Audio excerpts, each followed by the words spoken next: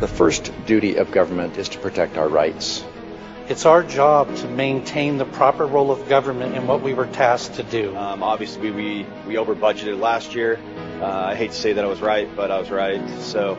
And I think that that's what we need to look at more, is trying to get back to what we used to be, where our churches and our families took care of each other instead of relying on the state. And we have no way to maintain control over the spending of this program, and it will be a disaster for this state long term. But we have a whole gamut of kids whose parents would like to do something for them and they cannot. I take our constitutional rights, the constitutional rights of my constituents, very seriously. This is simply about putting it out of reach of young, innocent, vulnerable children and making our libraries and schools a safe place for them to go. And I am increasingly frustrated that we cannot stop ourselves from drinking at the public trough. He's sounding the alarm. He's saying if we don't address these issues, we potentially might have greater problems moving forward. Mr. Speaker, no matter how you look at it, no matter how you boil this down, there is never any time that a parent's right to govern what their children see and what they're exposed to should ever be bypassed. If I was looking at a business and I was looking at these figures, there would be heads rolling because this is unsustainable. We're supposed to be bottom-up government. We're supposed to be representing my citizens' ideas and your citizens' ideas, and we're supposed to be discussing them and debating them to come to a conclusion. We need to start making Idaho first. We need to start making America first. We need to be protecting our First Amendment rights, not inventing ways to slowly chip away at them. The First Amendment and our freedom of religion, freedom of speech are our first liberties. They are so important. We don't have the rest without them.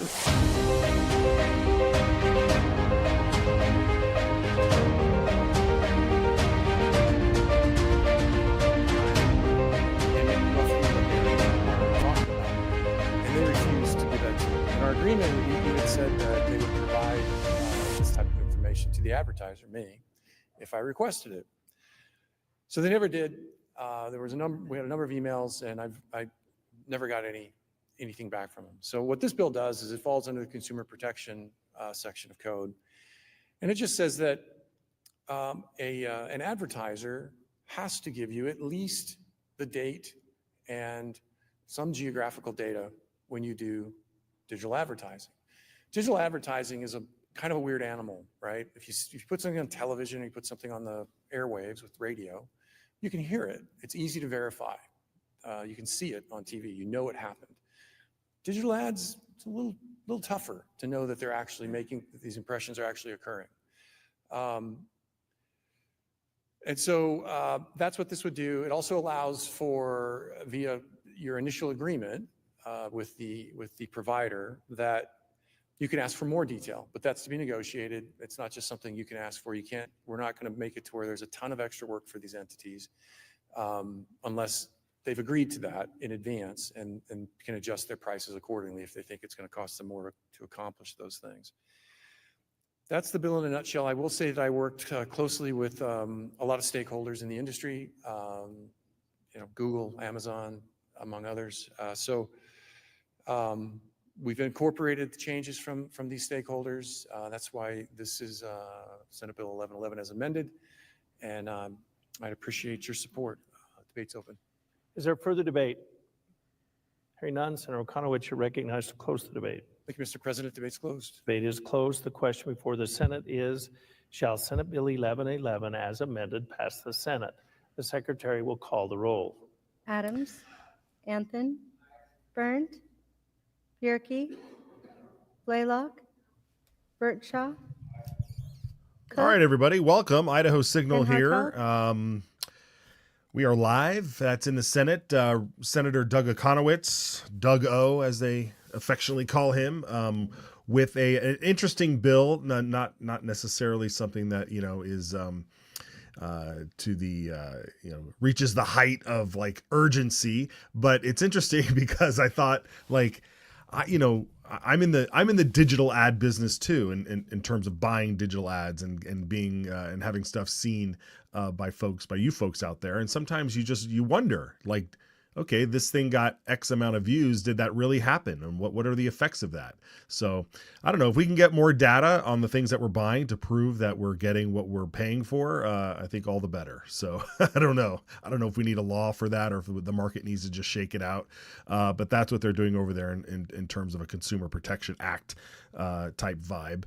So that's what's happening. We'll pay attention to the vote there. And it sounds like it was going to pass. Some of the folks that there was no debate on it, and it started right off with the pro tem voting aye, which usually is a good signal with no debate, and the pro tem going aye, that it'll pass. Over in the House, they are debating appropriation bills right now.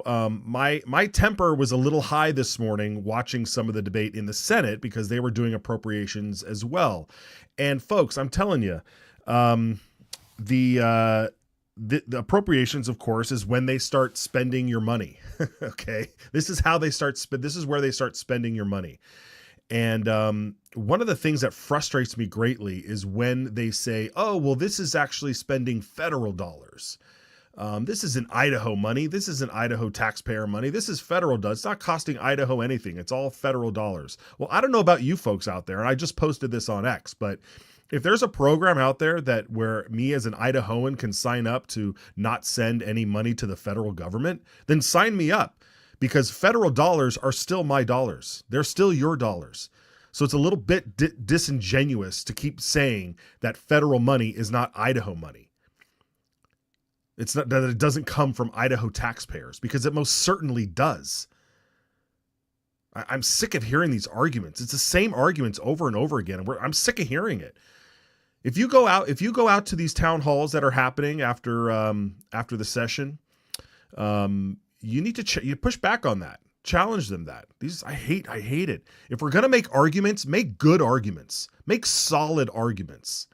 All right. This is the stupid kind of argument that the left uses when they go, love is love, right? Oh, love is love. Let's let everything under the sun happen because love is love. I'm sorry. So anyway, a lot of frustrating things happen when I'm watching budget debates because the arguments are just so stupid. A lot of times to justify some of this stuff, especially when, and we'll play some of this stuff things that are happening. We'll pull some clips so we can show later this week. But there was another argument that said, oh, if you're upset with this spending, you think this is so high, you should have seen what they actually wanted. So we actually cut spending because what they really wanted was X, but we cut it down to Y, even though it's still greater than 0, which is what we actually wanted, right? Oh, they requested 14 new vehicles. And we said, no, you can't have 14 new vehicles. That's preposterous. You can have 12, right? That's what they do. And then they call it Doge. There was one senator that stood up and said, this is Idaho Doge. They asked for more, but we are only giving them this. Come on. Such a joke. What a joke. Anyway, all right. They did kill a couple of appropriation bills, so that's good. Yeah, Watchwoman, House Bill 78. I saw your comment there. House Bill 78 did pass. Do we have the tally? Are we able to throw that tally up? There it is. This happened just moments ago before we went to air. House Bill 78 creates the ability to have digital driver's license on your phone. So this is in lieu of just taking a photograph of your ID, as some suggested, this doesn't mean you can't carry your physical ID with you. This would just allow you to have a digital, like an app that would have your digital driver's license on it. That if law enforcement wanted to check your ID and they had an app that they could touch your phone with their phone. Do a little phone-to-phone action and verify who you are. So this passed the House. It got amended in the House once. It's going to head over to the Senate now and have some more debate over there. So if you're for it or against it, it sounds like this is kind of inevitable in our world that everything's going to go digital. So I don't know if this is the first time we've seen. I believe this is the first time we've seen a bill like this. So it would surprise me if something this forward thinking here, I guess you could say it. I don't know if this makes it to the governor's desk this year, or if it has to do some reworking and come back and find some more support. So we'll see. Yeah, it's definitely a slippery slope. So, anywho, very good. All right. Well, we'll keep tabs on what's going on in the House and the Senate. They are flying away right now, but a lot of action yesterday, a lot of action today. Senator Tammy, I just want to say this, we don't have any footage right now, but Senator Tammy Nichols was in the House State Affairs, I think, yesterday. I forget where she was, but she presented a bill that would completely repeal this weather modification thing that is on the books. It was put on in statute 1975, and a lot of people didn't even know it was there, and nobody really uses it. But when in her digging on cloud seeding and weather modification, she found this section of code, and so she submitted a bill to completely remove that code. Anyway, so that might thrill some of you folks out there. I keep getting emails and messages on the weather modification and cloud seeding. So you got to give people what they want. I tell you all the time. Call me, let me know, message me, tell me what you want to hear about, and so we'll keep tabs on it for you. All right. The other thing that happened is this Medicaid expansion, repealing Medicaid expansion, putting guardrails on it, trying to get illegal aliens to not soak up all the benefits of Medicaid and other services that the state hands out to lower income or people that are in need. And so we want to kind of cover a bunch of these things with you today. So we won't waste any time. The very good news is that Brian Allman is with us, and I'm very thrilled about that. Brian, good to see you, my friend. Well, it's great to see you too, Matt. All right. So let's start with this here, Brian. Real quick. Yesterday, House Bill 345 was introduced over on the Senate side in a hearing before the Senate Health and Welfare Committee. We could get into the details of this bill, which is fine, but this is sort of the one that puts the guardrails on Medicaid expansion. It doesn't do a full repeal, but it's sort of a replacement now for a bill that already passed the House Bill 138, which got a lot of conservatives very excited about it. Again, it wasn't a full repeal like another bill is that's sitting in the House. But it does put on a lot of restrictions and work requirements and things of that nature. But there's still a lot of hype for House Bill 138, which wasn't getting a hearing apparently over on the Senate side. So there was an interesting exchange yesterday between Senator Glenita Zeiderveld and Representative Jordan Redmond, both really good conservative folks. And she was curious. She didn't really dispute the good things about House Bill 345, but she wanted to get out why they were looking at that bill and not 138. So let's watch this exchange. Chair and Representative Redmond, could you tell me how long you've been working on this piece of legislation? Representative Redmond. Thank you, Madam Chair and Senator. I'm sorry. So this particular piece was really after House Bill 138 came across to the Senate. However, there's a lot of 138 in this, but I've been working on that since I think I first brought that bill 2 years ago. So, a follow-up. Can you share with me who you've been working with on this legislation on the 345? Yeah. Representative Redmond. Madam Chair and Senator. A number of stakeholders have been involved. The good chairwoman, Senator Bierke and Senator Harris have all been involved in conversations. The Department of Health and Welfare has been involved in conversations. And like I said, a number of stakeholders have been involved as well. And just one more. Chairman Vandewater has been involved heavily in this conversation too. I forgot he was behind me. I was trying to exclude him. Senator Zeiderveld. So if this bill is so much better than 138, why didn't we bring that one forward first? Representative Redmond. Madam Chair and Senator Zeiderveld, I don't know that this bill is better necessarily. It's very different. I think that, originally I was really looking and focusing on the expansion population because that is, able-bodied adults, and I was really focused on that. However, I do think this has a lot of key pieces in it that kind of wraps up the entire Medicaid program, which I think can produce significant cost savings. See, Senator Harris. Thank you, Madam Chair. Representative, back on page 4, just a quick question. All right, so you heard a little, it was very cordial, but it seemed to irritate Zeiderveld that they were, again, listening to this bill that seemed a bit different than the one that passed the House, that was 138. And rather than getting, again, Brian, rather than get into the merits of the bill here, this is sort of the situation where you've met resistance, apparently, with 138 in the Senate. And so you're trying to say, well, let's get something through and let's do 345.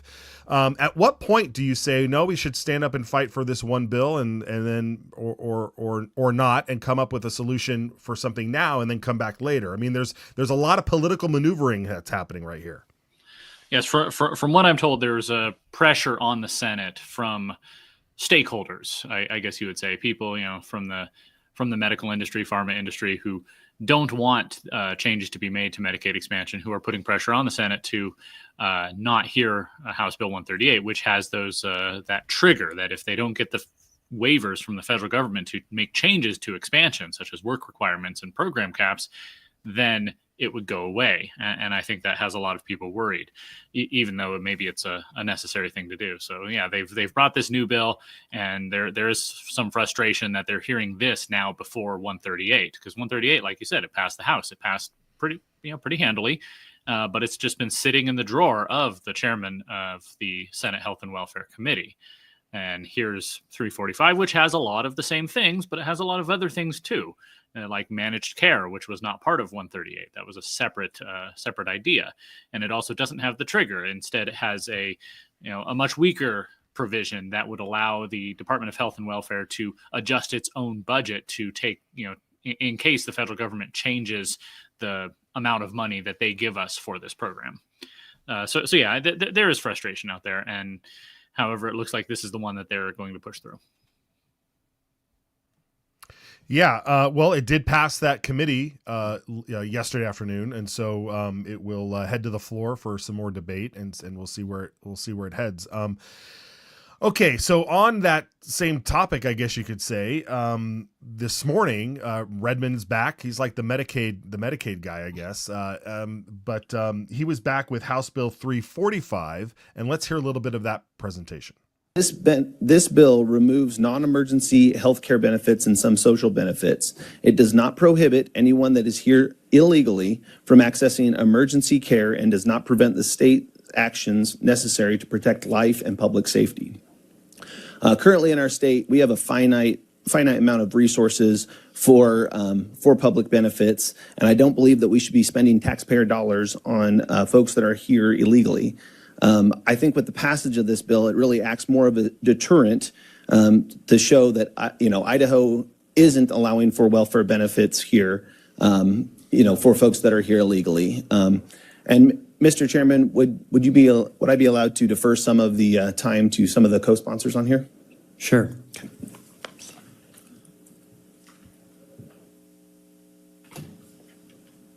Please state your name and who you represent. Thank you, Mr. Chairman. I was wondering why you were sitting there.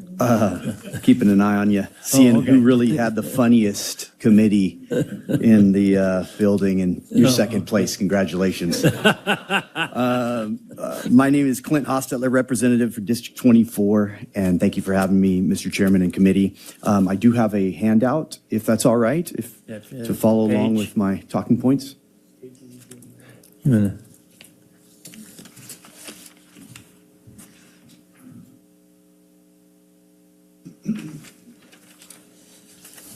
All right. So thank you again. Like many other bills that have worked their way through this body, I think 135 is a common sense approach to reform, and it's not just rational, but it's our fiscal, ethical, and moral responsibility as legislators to act in the best interest of our constituents in our state. So before I delve into some numbers and considerations, I want to acknowledge the emotional nature of the issue by sharing a great quote from a friend of mine and a constituent, Pastor Isaac Tellez. He is quoted as saying, "Compassion stops at the door of irresponsibility. Compassion stops at the door of irresponsibility." Delving into some numbers and some correlating. Very good. So we'll allow the bill to speak for itself as we continue. We could listen to the entire exchange here, but there was a lot of different exchanges here when it came to this topic. And but first, Brian, if you have a bit of an assessment on this bill right now as it stands, where would you place this in terms of shoring up dollars, and keeping and not, letting all this, resources, money and such, go towards the illegal population that's here? Well, I mean, as you said it's about prioritizing our own tax dollars that we've decided should be used to give assistance to people who ostensibly need it. And is prioritizing the people who actually are American citizens, people who belong here.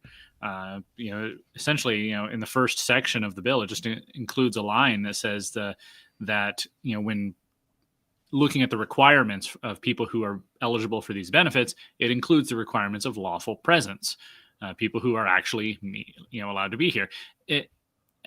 You could see where the other side, the Democrats, the left, they say we need to be compassionate to all people. And okay, on paper that sounds fine, but money is a finite resource.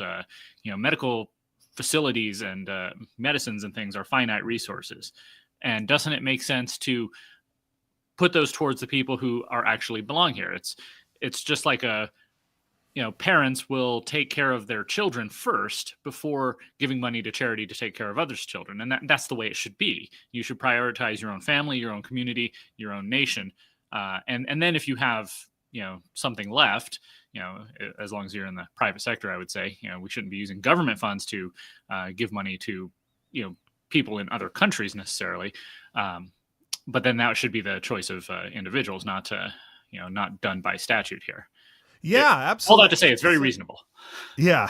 And, it's such a good point about, prioritizing, like how families prioritize themselves before they're giving to charities. It's almost like we should either be sending the bill to these countries, where these folks are coming from, or, and do full collections as well, or, in the spirit of saying, taxpayer money can't go to, religious organizations or anything like that, like, set up your own private school or your private charity. Like someone should just set up a private charity that literally says like illegal charity. Here's an illegal alien charity. You want to send your money there, you can send your money there. And and all the Democrats can send all of their charitable donations to an illegal place that sets up an illegals only hospital or whatever, that's the spirit. That's what they tell us to do to Christians and religious people. Right. Yes, I suppose so. But there's also the other factor that if people in other countries who desire to come into America illegally without going through the proper channels, if they have knowledge, if they hear that Idaho is a place where they can come get free benefits, then they're going to come here. It turns into a magnet for people coming here illegally, and we need to turn off that magnet so to create one less reason for them to come here. Yeah, absolutely. Okay, well, let's listen to Representative Furryman had an exchange here that was rather fascinating. Let's listen to a bit of that. We ask that child who is going to be an American citizen when they're born, if they're born in this country, to provide lawful presence documentation in order to receive the care that child needs to be able to be born healthily. Representative Redmond. Thank you, Mr. Chairman, and Representative Furman. I agree with you wholeheartedly in the value of life. Again, we're talking about welfare benefits, and I think at that point, too, if there's other states that are that place that want to accept people that are there illegally and pay for those welfare benefits, there's many places to go. If you've made it this far from crossing borders, I don't think it's that crazy to say that you couldn't go to Oregon or Washington or another state that allows for more benefits for people that are here illegally. So one more follow-up, Mr. Chairman, and this is the last one, I promise. So if I'm understanding you correctly, then you're saying you are here in Idaho paying taxes, participating in our economy, and we just want you to go to another state. Representative Redmond. Thank you, Mr. Chairman, and Representative Furman. If you are here illegally, we're saying this is not a safe harbor for welfare benefits for people that are here illegally, other than for public safety and emergency uses for life. I mean, right? I mean, come on. I mean, again, you started at the top about the compassion, but you're here illegally. Go to another state. Yes, Furryman, go to another state. Go to California. At the really, really high level here is a discussion about what does it mean to be a citizen of a country? What does it mean to have a country? What is a country? What is a nation? And those are very, very, very high level concepts, but how you answer those questions will determine how you answer questions about this, things like this legislation. Because if there's no such thing as a nation, no such thing as citizenship, it's just paper, it's just a trifle, then okay, well, I guess we have an obligation to care for anyone who happens to wander into our state, equally or even more so sometimes than our own citizens. Because what is a citizen? But if it does mean something, then the purpose of a government is to protect the life, liberty, and property of its citizens. And that goes for the national government, that goes for the state government. So if they're taking our tax dollars and using them to care for people who are, who just happen to wander across the border with no papers, no visas, nothing else, then that's an abrogation of their responsibility. You think? Yeah. All right. Well, there was some more exchange with Ben Furryman here. Let's see what he says. Say there's 62,000 illegals in our state. Is it safe to assume that they are spending money? Representative Redmond. Thank you, Mr. Chairman and Representative Furman. I think that's a safe assumption. Okay. So is it safe to assume that they're paying taxes? Representative Redmond. Thank you, Mr. Chairman. Representative, yes. Okay, thank you. Follow up? Yes, sorry, follow up. So if that's the case, then are they not contributing into the system that these benefits would be paying towards them? Representative Redmond. Thank you, Mr. Chairman and Representative Furman. I think from a sales tax standpoint, that could be the case. However, I think you have to go back to the point of being in the country illegally. I think that's the strongest point here. If you're broken the law to be here, I don't know that we should be sending taxpayer funds to pay for welfare benefits for people that have already broken the law to be here. Have you ever seen a Republican fight so hard to give your tax dollars to illegal aliens? Unfortunately, yes. I mean, this very bill came before the committee last year and failed. So right. Things have improved this year, but there's still resistance. And I just have to say, in other committees, Representative Furman might have been shut down on that because, a lot of chairmen do not like it when people ask questions they already know the answers to. It's just a rhetorical device. He's not actually asking for information there. Oh, absolutely. Yeah. And he could have baked it into his questions, just making all sorts of assumptions. You're allowed to fib when you're a legislator. Okay. Let's watch Representative Josh Tanner have this great exchange here with Redmond. Have another presenter that would like to present yet, and then we'll deal with the questions. Clarifying question that might help. All right. Well, this is a fun committee. Mr. Chairman, representatives, my name is Josh Tanner. I'm a state representative from District 14. This was a bill that was actually been worked on previously. I had helped Representative Redmond as well as Senator Hart in the process of doing this. One of the reasons that I started to get into this was due to our own rule process that was actually done. There was a temporary rule change that removed out a whole bunch of the current rules that are in place dealing with non-citizens, illegals, and a federal CFR was actually put in place. Again, under the assumption of cutting red tape reduction, cutting rules, it sounds great, except for when you put a federal CFR in there, what does that federal CFR do? And that was a big question for me. So, of course, I'm the odd guy that goes and actually reads the federal CFR. Probably one of the few that actually is crazy enough to probably go try to do that. At least you realize you're the odd guy. Okay, well, yes. I think most people have let me know that. But within the federal CFR, as you kind of started digging down through it, you realize that that the Biden administration went and made some changes to that federal CFR, which is why it made me even more curious of what was actually going on. So within that, they've gone through, and there's a 5-year bar. There's all these different aspects of different qualificational aspects. And then it says, who are qualified non-citizens subject to the 5-year bar, or who are non-qualified citizens who meet all of the Medicaid eligibility criteria, except non-citizens, non-qualified citizens need not present social security number or document immigration status. So it means they don't even have to show anything, and then they can actually qualify. Again, this was a problem in a sense of what we're actually seeing within this. Remind everybody that our current Medicare budget is at $1.669 trillion. It is an unsustainable thing.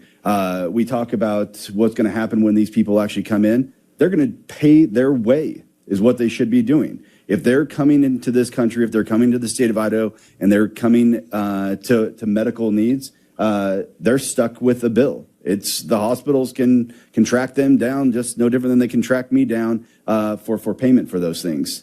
That Brian, is a frustrating aspect when it's very good points being made here by Tanner. What can you tell me about this rule?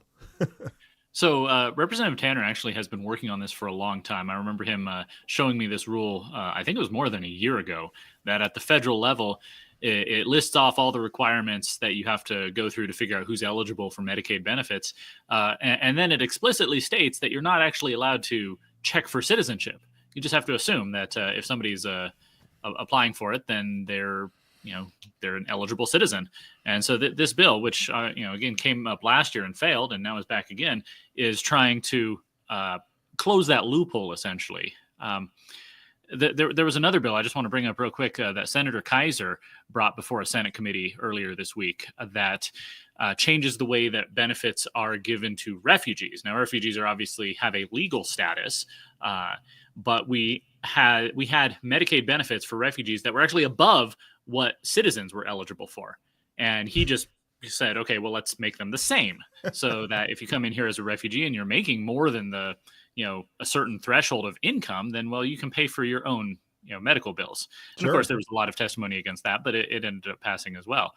So all of this is questions about priorities. What is the priority of our government? What is the priority of taxpayer dollars? What is the priority of these benefits and welfare programs? Is it for our citizens? Is it for the people who really need it? Or is it, should we keep expanding it until, it covers even people who just happen to walk across our border? Yeah, or maybe Idaho can jump aboard and just start sending money to different countries as well. I mean, why not? Okay, well, we're going to keep tabs on this, obviously. It did pass the committee. I think 11-5 was the tally. So yesterday's bill, House Bill 345 in the Senate, dealing with Medicaid expansion, the guardrails and stuff, that passed that committee. This bill passed the committee, and like you mentioned, it did not pass last year.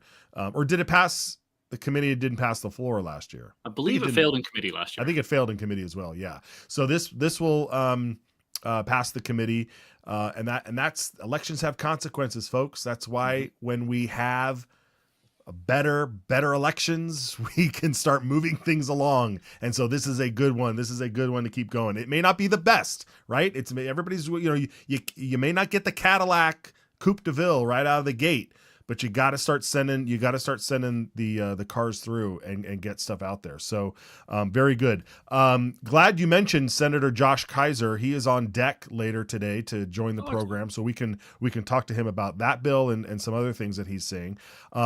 I don't know if that's going to happen, because if we get the live shot of what's going on over on the Senate, they are debating House Bill 83 as amended themselves in the Senate.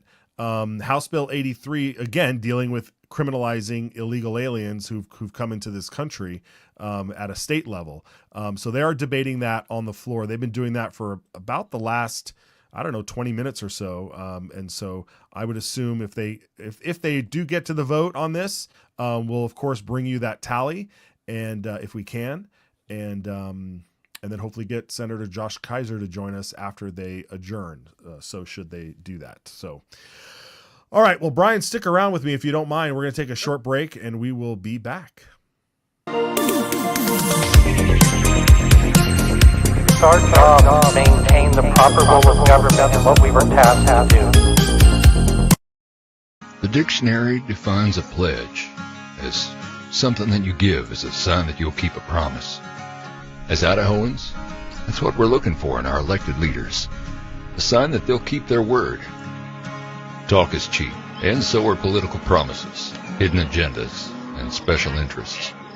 This is why we created the Citizens Alliance of Idaho Pledge, affirming the values Idahoans have been living by for over 100 years, inspired by the only two documents everyone has agreed to live by.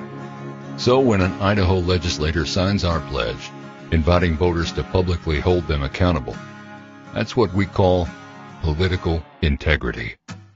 The pledge restores trust and honesty between voters and their legislators. It means protecting our shared values and ensuring your voice is heard in Boise. And that is priceless. Thank your legislator for having the political courage to sign the Citizens Alliance of Idaho Pledge. And if they haven't, it's time to ask why.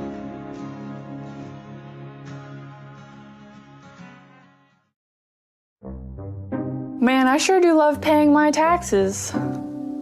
If anyone happens to be listening, yep, taxes all the time, and I encourage my friends to pay their taxes too. Our government is awesome. 9/11 definitely wasn't an inside job. I mean, that would be crazy. And personally, I don't do crazy. Hey, I don't need to see the president's birth certificate, not my jurisdiction. And guess what? If they say something is safe and effective, it's safe and effective.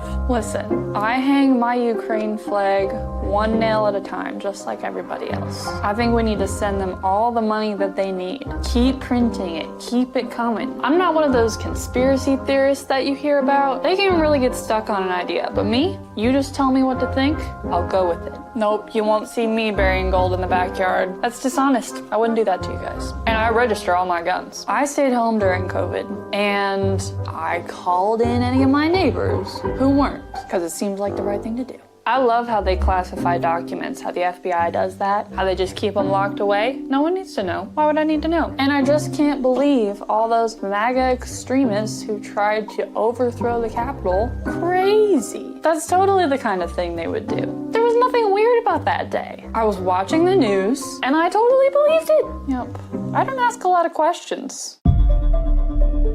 So I watch the sky every day, right? And I've been noticing these anomalies. Did y'all know the identity of the shooter? Also, how was he allowed to get on the roof? So the Gadsden flag is obviously like a symbol of the revolution, and people who use it today are kind of calling back to that 1776 spirit of patriotism. So that's why I love to fly it outside of my home. How many votes did Joe Biden fraudulently cast in order to steal the 2020 election? You can ballpark it, I don't mind. How many plants were in the crowd on January 6th? How could the Secret Service have been allowed to mess up so badly? I noticed a kind of a crisscross pattern the other day. That's highly unusual. I have photo documentation. If you need it, you let me know.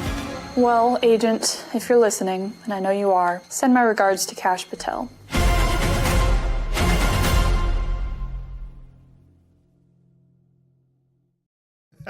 I love it. You know, Lily has a way. She has a way of asking the she likes to reverse the question. I don't know. She's really good. It's just really funny. We love having In the Know Idaho sending us their content, their videos. We hope you enjoyed as well. Of course, we always upload them to YouTube and Rumble and Instagram and stuff. So if you like them, be sure you're subscribed over there and sharing that content. Great stuff. All right, Brian. They're still debating House Bill 83 on the floor. Any insights on this bill? What's your take on this one? Well, once again, this is another bill that started off last year. It passed the House and then got stymied in the Senate. And to be fair, it was right at the end of the session, so they didn't really have the time to take it up. But it essentially makes illegal entry into Idaho a crime in such that if law enforcement picks someone up for, I don't know, drunk driving or burglary or some other crime, and then they find out, they have the ability then to investigate and see, is this person actually a citizen? Right now, they can't really do much. they can, release them on bail or whatever, and then they have no idea if they'll ever show up again because they don't have no idea who they really even are. But this way, they can put them into the system, and then if they come back and don't leave the country, then they can be remanded over to ICE, as I understand it, for deportation. And now there are some interesting questions about it. Obviously, you have some folks from Eastern Idaho who are worried that this will be kind of a papers, please situation coming onto dairy farms and asking for documentation, which the sponsors say this isn't going to do. You have to be picked up for something. But then Senator Shippey actually, during the break, had a really interesting question. What about people who are essentially off grid? They don't get birth certificates, they don't get passports, they don't get driver's licenses. They just kind of live on their own, kind of Mennonite style. What if they're picked up into this system? How do they prove their citizenship? And that's an interesting question. Yeah, it is. I don't know too many off-grid people that like to commit crimes, though. That's the whole point. Yeah. Living off grid. So I wouldn't be. And if you are living off grid, you're most likely an American. That's my take on it. So, well, hopefully that doesn't mean that Shippey's therefore going to just vote, stop the bill. They're looking for criminals. If you pick up a criminal and you determine they're from another country, then that's one thing. But if they're off grid, then what do? You just send them back to the Sawtooth Mountains? I mean, I don't know. All right. Well, that being said, some interesting questions and considerations to take forward. All right, let's get through a couple of things that we're going through the House State Affairs Committee today. There was now a couple of, if everybody recalls, I know we covered it at the time. We haven't really covered it since, but a couple of weeks ago, there were some bills brought forward by leadership that wanted to deal with the campaign finance laws in Idaho, how much you can contribute, how people need to be reporting their funding, responses to attacks and all sorts of stuff. So there at the time the bill was presented and accepted, it was said, now we want to give it a couple of weeks so that everybody can look at the bill, make some refinements, some suggestions, and then we'll come back and present a different version of the bill. So that happened today with Representative Brent Crane. So let's watch this quick introduction here, and we'll get a little reaction on the other side. Chairman, members of the committee, my name is Brent Crane, a state representative for District 13 in Nampa. What are the primary changes in RS 32636? There are at least three changes that I am aware of. Number one is there is a window with regards to electioneering that the first bill said it was 60 days. We've reduced that back to 30 days. The second thing is, when I stood before this committee before, I told you that there was a website that all independent expenditures were going to be uploaded to. That was not included in that bill. That is in this RS as well. And then the donation amounts were $5,000 for legislators in the previous draft. This one is $2,500. Again, not saying where I'm at on this particular issue, but I'd like to get this introduced to at least get the discussion started. Representative Mickelson. Move to introduce RS 32636, Madam Chairman. Okay, so there it was. It was introduced, and let's have the discussion. I haven't read the bill yet. Again, I read the first one. Haven't read this one, but real quick, just on a personality kind of thing here, it didn't look as though as Brent Crane was particularly thrilled with the changes or with the bill in particular. I mean, what was your take on some of that body language and his own admission that he's not going to say where he stands one way or the other at the moment? He said the exact same thing in the first introduction a couple of weeks ago. He said when the thresholds for campaign donations for legislative candidates were set at 5,000, he said, I'm not sure if this is the right number. Maybe it's too high. But we'll have that discussion. So I don't know what he thinks about the $2,500 number, but it was interesting that he chose to present this bill that was actually sponsored by Speaker Moyle. So yeah, we'll see where it goes. We'll see where that discussion goes.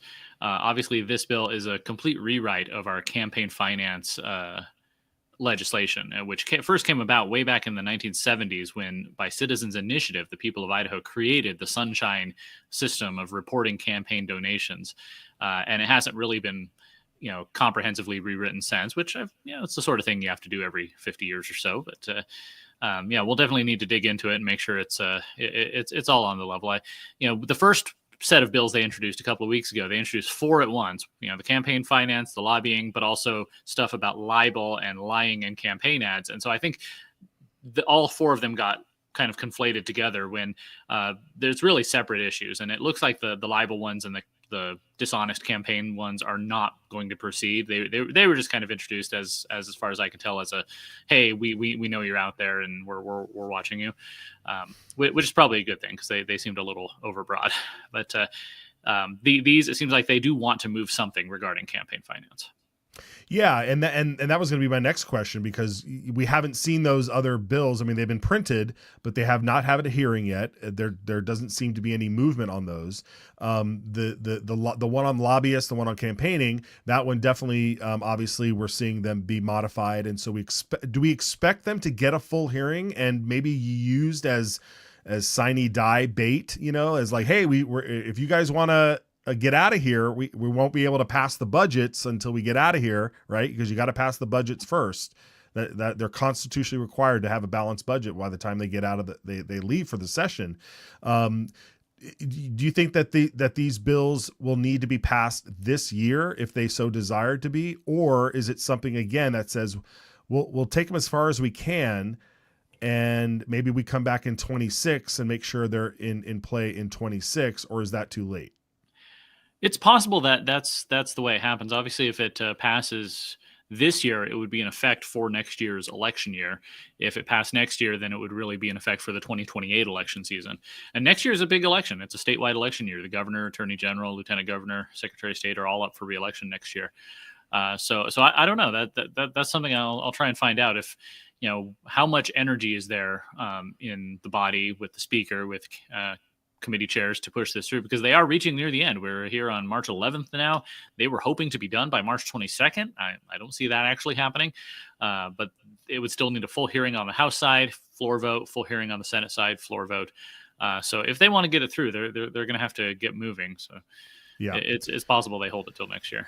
Yeah. Okay. All right. Well, enough on that. Like I said, once these bills really get going, then we'll dive into them. But we don't want to waste our time just dealing with a lot of the noise that's out there at the moment. Let these folks do their thing, and we'll keep tabs on it. Okay. Let's see. So House looks like House Bill 83 did pass in the Senate. We've got 29 ayes and 6 against. So sounds like a party line vote. I'll wait to see what the actual tally was, but that's another of those that, again, it came up last year, and so it didn't get through the Senate. So it's the sort of thing where, like you were just saying about possibly introducing a bill, but with the expectation that it'll have the full process next year. You get it out there, you start the conversation, and then you start bringing everybody on board. Okay, what do you like about the bill? What do you not like a bill? What do we need to do to get you to vote yes? And see if that's something that the sponsor is willing to actually do. Yeah, absolutely.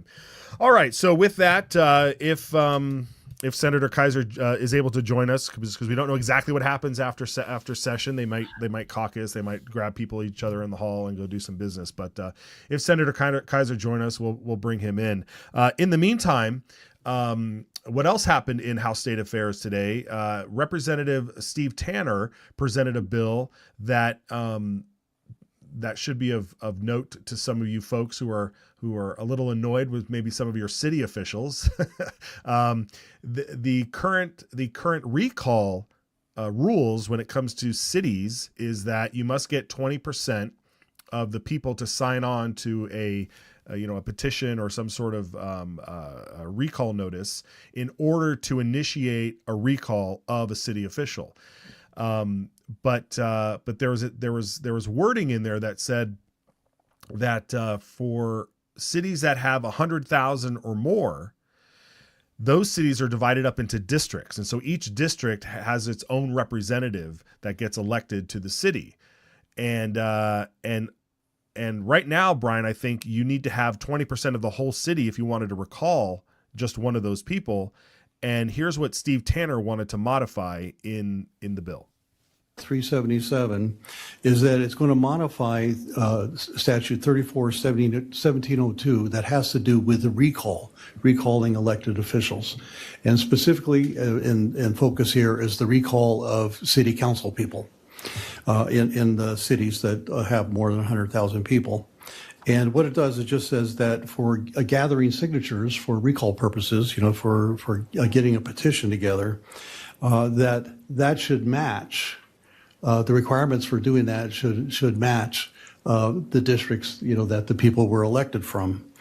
Which simply says that House Bill 377 modifies 34-1702 so that to recall a city council person from large cities, 20% of the electors who were registered to vote in the last election in that district are needed to sign a recall petition in order to recall for that to get initiated. And if this statute doesn't get changed, the situation that we have is that if you wanted to recall somebody in one of these districts, you would have to get 20% of the registered electors from the whole city at large, which would make it very difficult to recall somebody from a particular district. So that's what this modification is about. Like I said, this is coming to me as a request from the clerks of Ada and Caney counties. Brian, I mean, I like this. I mean, if there's only one district who's in charge of voting for one particular person, that it should be up to that particular district, right? Sure. This is just one of those common sense bills. A couple of years ago, the legislature passed a law saying that if cities have more than 100,000 people, then they must elect their council members by district. And so following that, you saw Boise and Meridian divide their city up into districts, and each council member has to come from one of those districts and is voted on by the people of that district. And then Nampa has just recently crossed that threshold as well. Earlier this year, there was a proposal to reduce that down to something like 25,000 or 30,000, and that failed. So every other city except for those three, except for Boise, Meridian, and Nampa, you still just elect your council members at large. They can all live, within one apartment complex, and if the voters vote for them, then they vote for them. But so what Representative Tanner is doing here is just correcting an oversight with that, because they changed the law to require voting by district, but they didn't change the law to require signatures on a petition to recall a council member. And this is just, as they're saying, it's truing it up. It's bringing the rest of the code in line with the law they passed. So if this passes, which it should, it's common sense. Then, if residents of a district decide they don't like their council member, 20% of them can sign a petition to start a recall process. Yeah. And there was an interesting back and forth that kind of got off topic a little bit about what this particular bill did, but what it was, but essentially the discussion ended with, if you live in a city that's under 100,000 people and you want to have your city have districts that are represented by people within those districts, then you can make that, you can go forward and make that change at the local level. And if you can't, then maybe we need a statute to change all that. But that's where it goes, which is what you said. There was a bill to help try and do that earlier this year, but it failed. I think Senator Josh Cole had presented that, and it failed in committee. Okay. Another interesting thing, and this is one of those feel good bills that just it goes to the core of who we are as Americans and what we need. Because Brian, my whole thing here at Citizens Alliance and Idaho Signal is our values, right? It's finding people who will promote and preserve our shared values, and a lot of that has to deal with how we what we're teaching our children, how we're raising our children, how we're raising our families, how we're communicating with each other as neighbors. And so when it comes to civics, teaching civics in school, it seems as though that Representative Tony Wisniewski has identified that we're actually not really, even though we're mandated to teach civics, we're not really teaching civics. Listen to his presentation here. A piece of legislation that has followed the trend that we have seen lately, where we take rules and put them into code. This talks about the requirements for civics training in the public high schools, and also includes requirements for some of the test questions. In the past, the testing has been based on the naturalization test that foreign aliens are given when they apply for citizenship. And although it is somewhat useful information, it's fairly of a trivial nature, pretty much like Jeopardy. It doesn't help the student to know that Eisenhower served as a general in the Second World War. Also, I don't think it helps much in the way of civics to know that the United States is bound on the west side by the Pacific Ocean and on the east side by the Atlantic Ocean, and having to name two of the longest rivers in the United States doesn't really give a person a sense of civics and government. Also on this test that the new citizens, soon-to-be citizens, are given, they only have to pass with a 60% grade. I don't think that that's what we would require if we were to stick to the naturalization test, but this bill certainly outlines a whole bunch of other things that are more pertinent to the government and civics. And I'll stand for any questions that you might have. Okay, thank you, Representative. Questions, committee? Yeah, Brian, I mean, excellent points there. The bill did get it moved on in its process, so that's a good thing. But yeah, I mean, isn't that what civics is all about, to know what the longest river in the United States is? No, I think those are good things to know. It's good to have a mental picture of what our country is, what the geography is, the history of our country. You see those memes that point out that Eisenhower with, this many medals won a war. Well, the guys nowadays have this many and lost. So it's good to have that knowledge. But as for actually understanding how our system works, you need more than that. You need to understand how our government works, how it evolved, how it turned into what it is today, the difference between federal, state, local governments. How many people still complain to the legislature about their property taxes? Well, I mean, there's some things the legislature can do, but that's a local tax, and a lot of people don't understand that. Obviously, you and I and those watching this program are plugged into state politics, which is great. But there's a lot of people who aren't. Whenever I knock on doors, for PCs or for legislative races, I always run into people who are, have no idea what a PC is, or think that their legislators are in Washington, D.C., and that's who they're voting for. So there's a lot of stuff. There's a lot of education we need to improve so that people can be engaged and educated citizens of our republic, both at the national and state levels.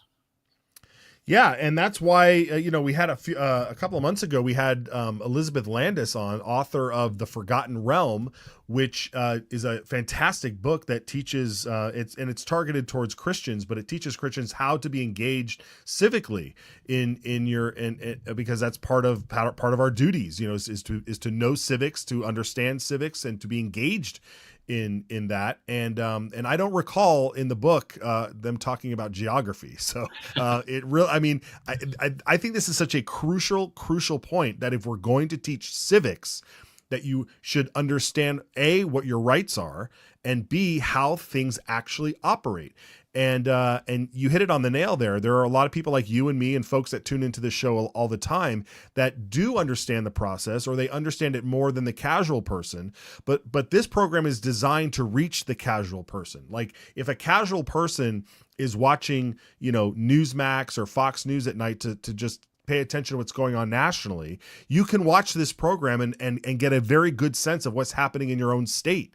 We try not to get too deep into the things that are the nuances and the things that are going on around the Capitol. We want to stay forward. We want to stay focused on the signal and really just keep you informed on what needs to happen next, and get folks in here to help explain it. Having Allman in here every day is my chance to sort of, be centered and understand, the nuances of those things. That way we can bring you the whole big picture and really stay on focus. So I really encourage you. I thought I had it. It's somewhere back here in this mess. The book. Actually, no, it's by my bedstand because I read it every night. But there it is. Yeah, there's a great shout out. The Forgotten Realm, written by Elizabeth Landis. And she's a local, folks. She's out in Moscow, and so we do encourage you to check out that book. That's great friend up there. Okay, let's see. There was one last thing I wanted to add, wanted to get your take on. Speaking of like getting into the weeds and the nuances and stuff, but I do find a little bit of this fascinating. Is what happens in the Finance Committee, the Joint Finance Appropriations Committee. I think this happened last Friday. There was a bit of a scuffle, a bit of an exchange, because there was the rules that they have to abide by in JFAC can change, because there's House rules and there's Senate rules. And when you get the House and the Senate together, they have to figure out what works best, and everybody has their own opinion. And so it's fascinating to watch this. But here's an exchange that happened on a vote. They were voting on a bill. Did you follow any of this, Brian? They were voting on a bill that would have reduced in appropriations for some federal. It would take away some federal money. Isn't that correct? I believe so. Yeah. So they were voting on a bill that was going to send money to a department, but Senator Carlson had recommended in her motion that they get rid of like $2 million that would have gone to a program, and so they went ahead and said, okay, that's the motion we're going to vote on. Let's vote for it. And here's how it went down.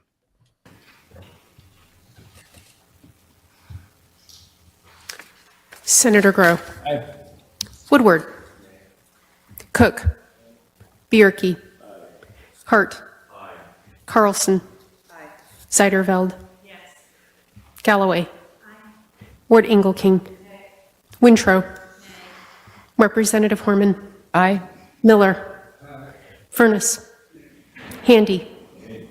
Petsky. Aye. Tanner. Aye. Manwaring. Aye. Mitchell. Aye. Price. Aye. Galaviz. Does anyone wish to change his or her vote? Hearing none, the Senate votes 6 aye, 4 nay, 0 absent excused. The House votes 5 aye, 5 nay, 0 absent excused, for a total of 11 ayes, 9 nays, 0 absent excused. The majority having failed to vote in the affirmative in the House, the motion fails, and we will move on to the original motion. Madam Chair. Senator Cook. Admit this because it's not good, but the majority did pass this bill. 11 is the majority, so it did pass, and it should go to the House first, based on the letter on February 3rd, 2023. Is my understanding. Senator, the motion has failed. Therefore, there is nothing to send to the House. Madam Chair, we're going to have to shut this down. We're going to follow different rules. Senator on different Woodward? days. We're going to do different rules, The different committee days. will be at ease. Woo! Yeah, spicy. Wow, I like that. That was Senator Woodward jumping in and just starting to say he's got to shut this down. What was that? Yeah, so rule number one of any parliamentary body, whether it's a House and Senate committee or it's your local baking club, you don't interrupt the chair. You don't just speak without being recognized. And Senator Woodward seems to have forgotten that rule, and Representative Horman was reminding him.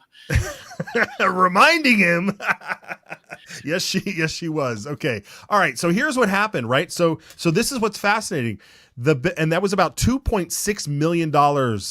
So the version of that budget that was passing was going to be $2.6 million less than what the original bill was going to be, and so they were cutting $2.6 million, and the bill overall it passed, right? It passed 11-9 or whatever it was, and one of the folks who actually voted opposite it was trying to say, we all voted for it. It was 11-9, but because the House members, there are 10 House and 10 Senate, because the House members, it failed in the House, the bill doesn't get to move forward, and that is an interesting rule that they have adopted, right?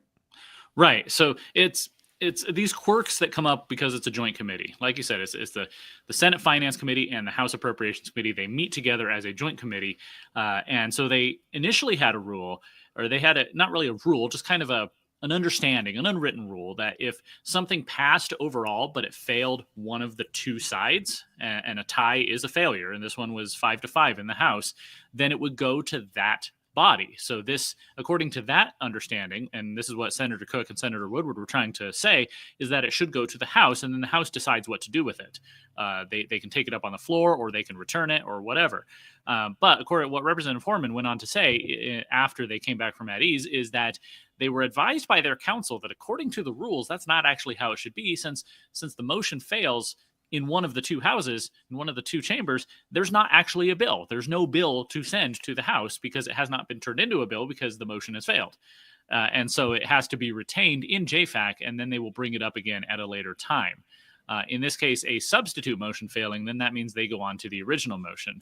I really like how JFAC works in that they have a picture showing the motion, substitute motion, and amended substitute motion. Every committee does this. They have 3 possible motions on the floor at a time, but JFAC actually shows you in graphic form, which is, I think, very handy.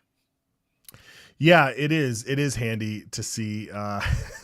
And boy, I tell you, man, when you watch this stuff long enough and you see all the nuances, you see all the personalities, you really sometimes have to get a better sense of appreciation on what it takes to make those relationships, to have relationships in that House and Senate, and to try and get things pushed through.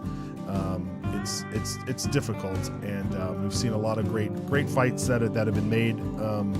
Not just this year, but over the last few years on trying to get stuff through. But I don't know, folks. We got 10 days. They're targeting. Hopefully, they can get out in 10 days. I think they've got another 17 or so, maybe 25. I don't know. I think we're going to be here for a little bit longer than of course they always We'll be here too.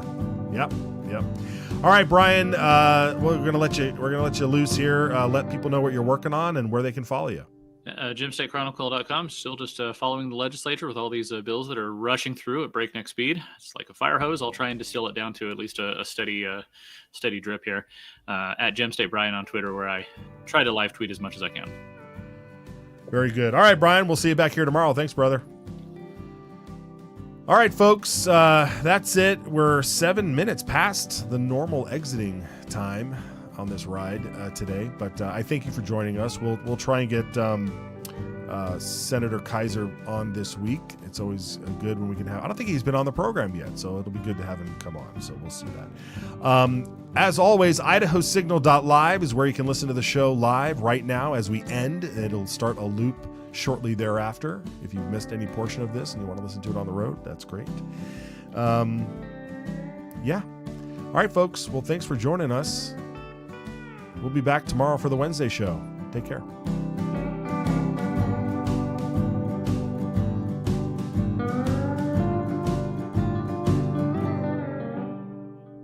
This bill, I think, puts a stake in the ground that says we have a sovereign right to protect what's ours.